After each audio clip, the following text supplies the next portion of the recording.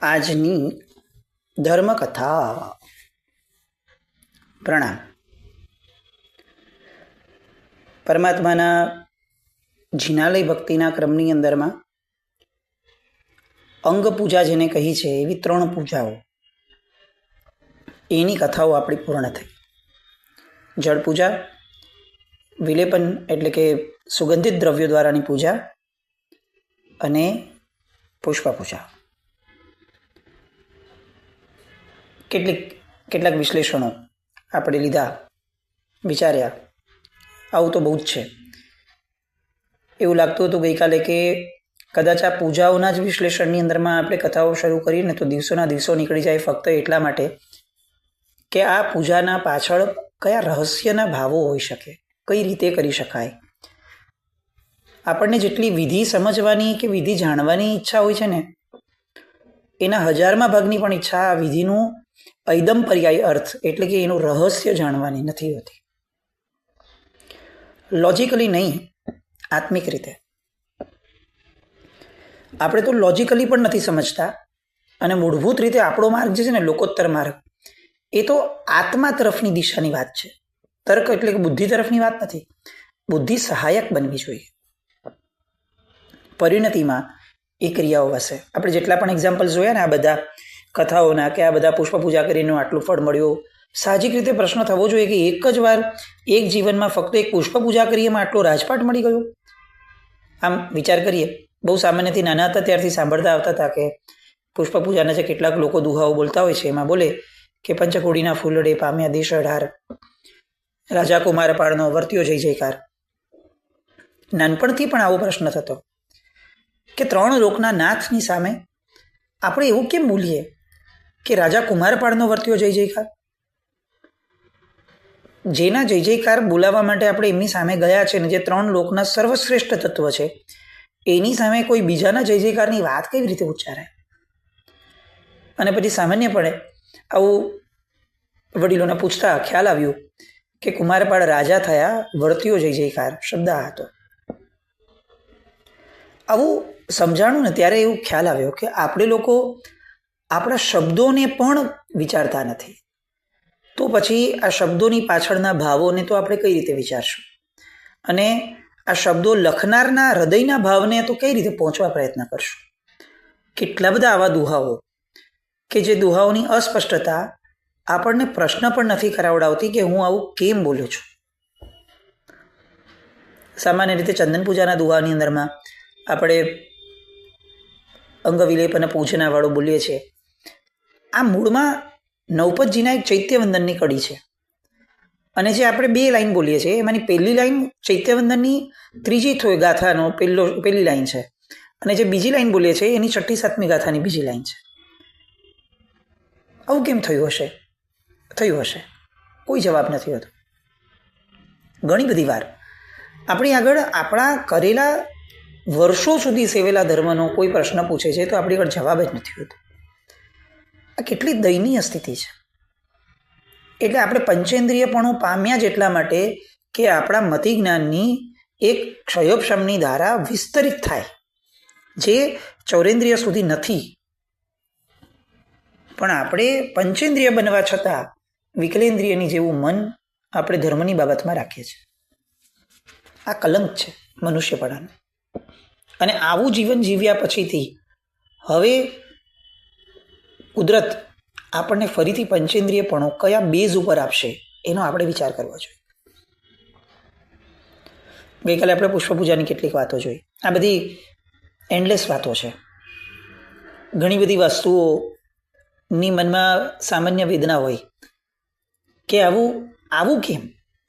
એટલે આખો ને આખો ક્રિયા માર્ગ આપણો એ એટલો બધો અત્યારે વિચિત્ર સ્થિતિમાં આવી ગયો છે કે ક્રિયા કરનારને ભાંડનારા લોકો જેટલા છે એ વધતા જ જાય છે. ક્રિયા માર્ગથી દૂર થનારા લોકો વધતા જ જાય છે. બહુ ખોટું છે. ઘણા કારણો એના હોઈ શકે, પણ એક વસ્તુ આપણે પણ વિચારવા જેવી છે કે આપણી ક્રિયાઓ કેમ કોઈને અપીલ નથી કરતી. ક્યાંક આપણે પણ આપણા ક્રિયાને જે રીતે સેવીએ છીએ એમાં ઇમ્પ્રુવમેન્ટ લાવવું જરૂરી હોય.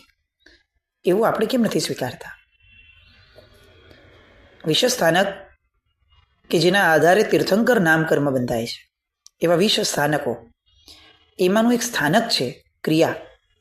ક્રિયા નામનું પદ, 20 પદોમાં એક પદ છે.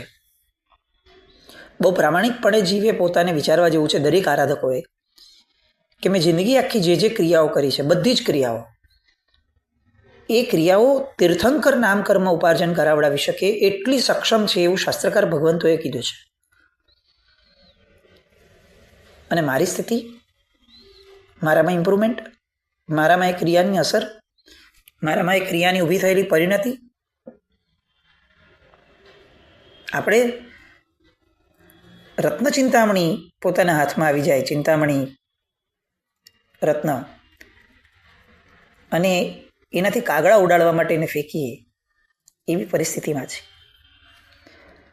જાહો જલાલીથી યુક્ત એવો ક્રિયામાર્ગ આપણી પાસે છે,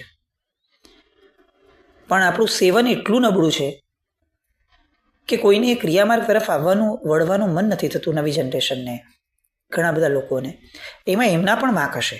આપણે એમ નથી કહેતા કે આપણો વાંક જ છે, પણ એ ક્રિયામાર્ગ આપણને પણ કેમ નથી સ્પષ્ટ? ભગવાનની અંગ પૂજા, આપણે 3 કથાઓ પૂરી કરી. બહુ સામાન્ય રીતે આમ વિચારીએ કે અંગને સ્પર્શવું, એની મહત્તા સમજીને આપણે કેટલી વાર આવ કરીએ છીએ. કોના અંગને સ્પર્શું છું? હું પુષ્પ પણ ચડાવું છું તો કોને ચડાવું છું?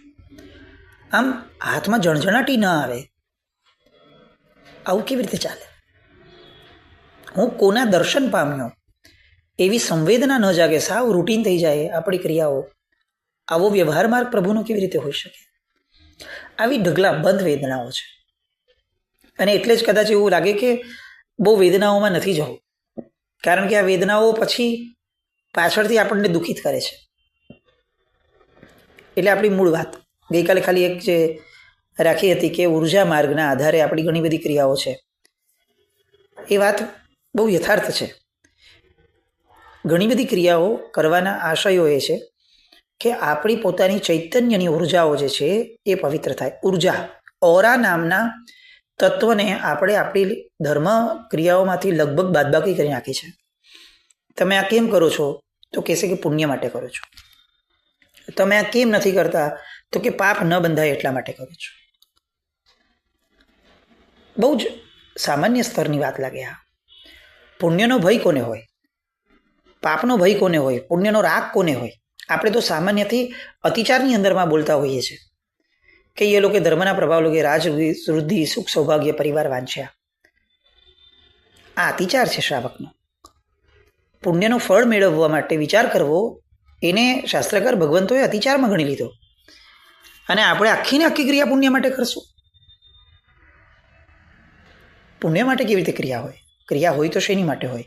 પ્રસન્નતા માટે હોય. મનઃ પ્રસન્નતા મેથી પૂજ્ય માને જીનેશ્વરે. ફક્ત ને ફક્ત પ્રસન્નતા માટે.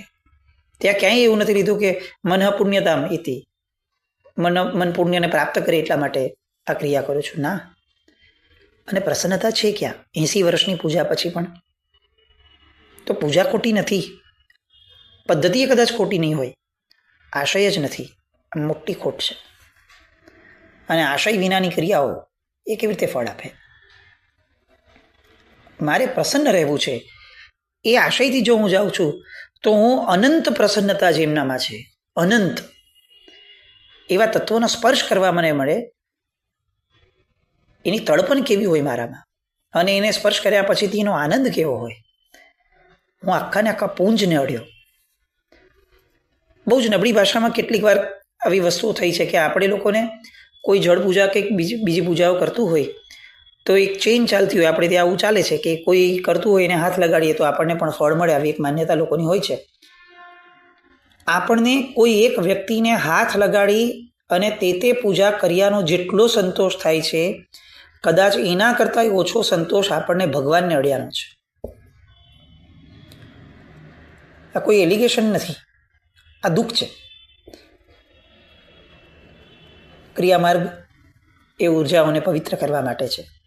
આપણી ઉર્જાઓ જેટલી પવિત્ર થશે એટલા આપણી અંદરના વિચારો, આપણી પરિણતિ, આપણા સંસ્કારો, જેને આપણે ચિત્ત કહીએ છીએ કે જે ખરેખર ભવાંતરમાં આપણું ભેગું આવવાનું છે, એની ઉપર અસર થાય એટલા માટે ક્રિયાઓ છે. આ વસ્તુના ઊંડાણમાં જીવે જવું જોઈએ. આપણે હવે પુષ્પ પૂજા પછીથી ધૂપ પૂજાની જે વાત છે, વિનય વિજયજી મહારાજ સાહેબે જે કરી છે, વીર વિજયજી મહારાજ સાહેબે, એ કથામાં જઈએ. વિનેન્દર નામના રાજા, ચારે ચાર દિશાની અંદરમાં ગુંજતું નામ. બહુ મોટી કથા છે. પોતનપુર નામના રાજા, વજ્રસિંહ નામની બે રાણીઓ, એકનું નામ કમળા અને બીજાનું નામ વિમળા. વજ્રસિંહ રાજાને બંનેને ત્યાં એક જ દિવસે બાળકોનો જન્મ થયો. એટલે બંનેના નામ બાળકોને કેવી રીતે પડાયા? તો કે કમળાનો પુત્ર કમળ અને વિમળાનો પુત્ર વિમળ. હવે રાજ્યની અંદરમાં રાજા કોણ બને? તો એક સામાન્ય પ્રણાલિકા હતી કે જે મોટો હોય એ રાજા બને. પણ હવે આ બંનેમાં મોટો કોણ ગણાય? કારણ કે બંને એક જ દિવસે જન્મ્યા છે અને જન્મ સમયની અપેક્ષાએ પણ વિચાર કરીએ તો બહુ મામૂલી ફરકમાં હતું, જેને કંઈ નગણ્ય કહી શકાય, એટલે જ સામાન્ય મિનિટોનો ફરક.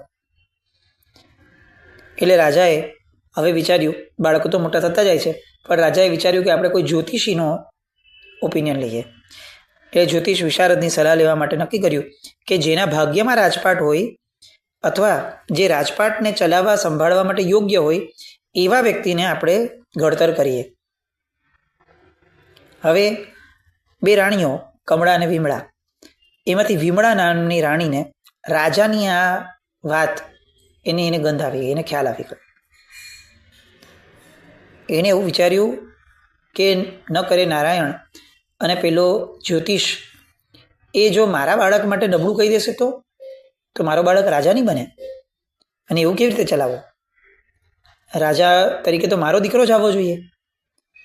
હવે એણે થોડી લુચ્ચાઈ કરી અને એણે જે જ્યોતિષની સલાહ લેવાનું રાજા વિચારતા હતા એ જ્યોતિષને એ વિમળાએ પૈસા આપીને ફોડી દીધો અને એણે પોતાની તરફેણમાં કરી લીધો. એ જ્યોતિષ આવ્યો, જે ગેમ રમવાની હતી તો રમી લીધેલી રાણીએ.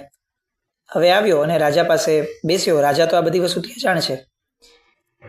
એટલે રાજાએ એને પૂછ્યું કે ભાઈ બંનેની જરા જુઓ કુંડલી માંડીને કે શું લાગે છે. તો પેલા જ્યોતિષે કીધું કે જુઓ, કમળા રાણીના પુત્રમાં એનું નામ જે કમળ છે એનામાં લક્ષણ મને બહુ સારા દેખાતા નથી. જો ભૂલે ચૂકે તમારું રાજ્ય ભવિષ્યમાં એના હાથમાં જશે ને તો રાજ્યની પરિસ્થિતિ બહુ જ નબળી થઈ જશે. મને તો ત્યાં સુધી દેખાય છે કે કમળ કદાચ તમારી માટે જીવલેણ પુરવાર થશે.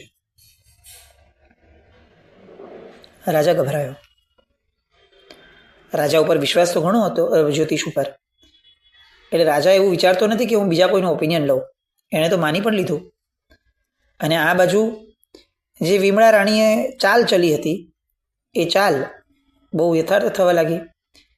વજ્રસિંહ એ હવે અંદરથી ગિન્નાયેલો છે કે આ બાળક મને મારનારો થવાનો હોય તો એ બાળકના જન્મની ખુશી શું હોય? આ તો મારો દુશ્મન છે. એટલે હવે રાજાની અંદર બેઠેલો પિતા, રાજાની અંદરમાં જે પિતાપણું હતું એ પિતાપણું મરી ગયું